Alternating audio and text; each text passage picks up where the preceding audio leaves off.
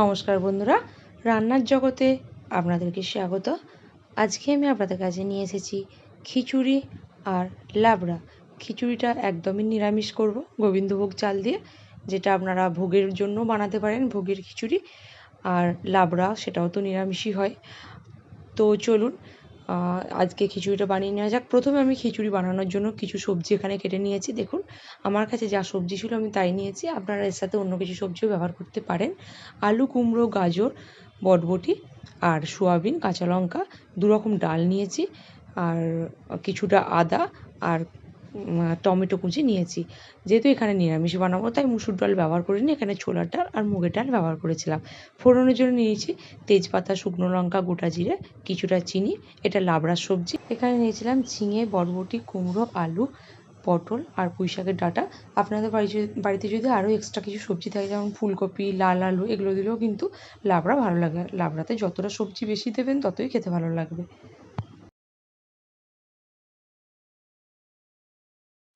আর আমি গোবিন্দভোগ চাল নিয়ে নিয়েছি 2 কাপ। চলুন প্রথমে বানিয়ে নেওয়া যাক। প্রথমে আমি কড়াইতে অল্প কিছুটা তেল দিয়ে আলু ও কুমড়োগুলো ভেজে নিচ্ছি, খিচুড়ির জন্য ভেজে নিচ্ছি। বন্ধুরা, গোবিন্দভোগ চালটা আমি এখানে 15 থেকে 20 মিনিট আগে ভালো করে ধুয়ে রেখেছিলাম, কিছুটা জল শোক করে নিয়েছি।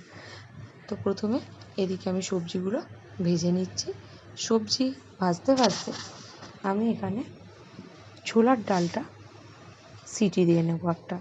যেহেতু আমি কড়াইতে খিচুড়িটা করছি, ছোলার ডালটা সিদ্ধ হতে একটু সময় লাগে, তাই ছোলার ডালটা আমি কুকারে সিটি দিয়ে নেব। আর এই ছোলার ডালটা আমি 1 ঘন্টা আগে ভিজিয়ে রেখেছিলাম। 2টো সিটি দিয়ে নামিয়ে নেব। এবার আমি সবজিগুলো ভাজা হয়ে গেলে মুগের ডালটা ভেজে নিচ্ছি। মুগের ডালটা অল্প একটু তেল দিয়ে ভেজে নিচ্ছি। আপনারা চাইলে শুকনো খোলাতেও ভাজতে পারেন, আমি এইভাবেই ভাজছি। তো এবার আমি ফাইনালি খিচুড়িটা বসাবো। তো খিচুড়ি চাপানোর জন্য আমি কিছুটা তেল দিয়েছি, শুকনো লঙ্কা, তেজপাতা, গোটা জিরে আর কিছুটা চিনি দিয়েছি ফোড়নে। ফোড়ন ভালো করে ভাজা হয়ে যেতে দিয়ে দেবো কাঁচা লঙ্কা কুচি। কাঁচা লঙ্কা আমি চিড়ে রেখেছিলাম, কাঁচা লঙ্কা চিড়ে দিয়ে দিলাম। তো এবার আমি দিয়ে দেবো কিছুটা পরিমাণে আদা বাটা আর টমেটো কুচি। এবার কিছুটা লবণ দিয়ে দেবো যাতে টমেটোটা ভালো করে গলে যায়। এবার আমি এখানে একটা ঘরোয়া মশলার পেস্ট বানিয়ে নিচ্ছি। সেখানে প্রত্যেকটা ঘরোয়া মশলা আমি 1 চামচ করে নিয়েছি। যেমন হলুদ গুঁড়ো, লঙ্কা গুঁড়ো, জিরে গুঁড়ো, ধনে গুঁড়ো। হলুদটা 2 চামচ নিয়েছিলাম। দিয়ে এটা জল দিয়ে ভালো করে গুলে আমি মশলার সাথে কষিয়ে নিচ্ছি। ভালো করে আমি এটা কষিয়ে নেব। এবার মশলা থেকে তেল ছেড়ে আসলে আমি এবার ছোলার ডালটা যেটা সিটি দিয়ে রেখেছিলাম 2টো, সেটা আবার এর সাথে দিয়ে দিচ্ছি। দিয়ে এটা ভালো করে কষিয়ে নেব। 2 মিনিট ভালো করে কষিয়ে দিয়ে এবার আমি বাকি সবজিগুলো ও মুগের ডাল যেটা ছিল ভাজা, সেগুলো আমি দিয়ে ভালো করে এটা কষিয়ে নিচ্ছি। এবার দিয়ে দিলাম পরিমাণ মতো জল। এবার জল ফুটে আসলে দিয়ে দেবো গোবিন্দভোগ চাল। গোবিন্দভোগ চালটা অবশ্যই লবণ এখানে দিয়েছি। আর গোবিন্দভোগ চালটা আমি 15 মিনিট আগে ভিজিয়ে রেখেছিলাম। তো সবজি ভাজতে ভাজতে আরও 15 মিনিট হয়ে গেছে, টোটাল আধ ঘন্টা আমার ভেজানো ছিল। তো জলটা পুরো শোক করে নিয়েছে আর তাড়াতাড়ি সেদ্ধও হয়ে যাবে। দিয়ে এটা আমি সাইড করে রেখে দিচ্ছি। এবার আমি লাবড়াটা বানিয়ে নেব। ওটা গ্যাসের আঁচটা একদম লো করে ফুটতে দিয়েছি, চালটা সিদ্ধ হয়ে যাবে, সেই ফাঁকে আমার লাবড়াটা তৈরি হবে। তো লাবড়ার জন্য আমি বেশ কিছুটা তেল নিয়েছি আর ফোড়নে দিলাম 5 ফোড়ন, তেজপাতা, শুকনো লঙ্কা। ফোড়ন ভালো করে ভাজা হয়ে যেতে এবার আমি লাবড়ার জন্য যে কেটে রেখেছিলাম সবজিগুলো, সব সবজিগুলো আমি দিয়ে দিচ্ছি। কুমড়ো, আলু, বরবটি আর নিয়েছিলাম এখানে পটল, ঝিঙে আর পুঁই ডাঁটা আর কাঁচা লঙ্কাও 2টো ছিল এর মধ্যে।